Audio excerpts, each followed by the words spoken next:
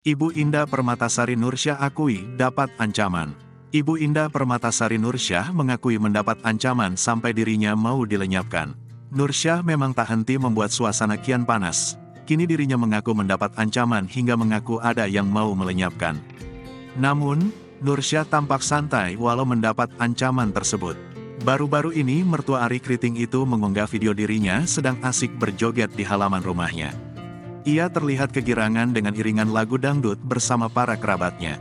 Tetapi, pada keterangan captionnya berbeda jauh dengan isi video itu.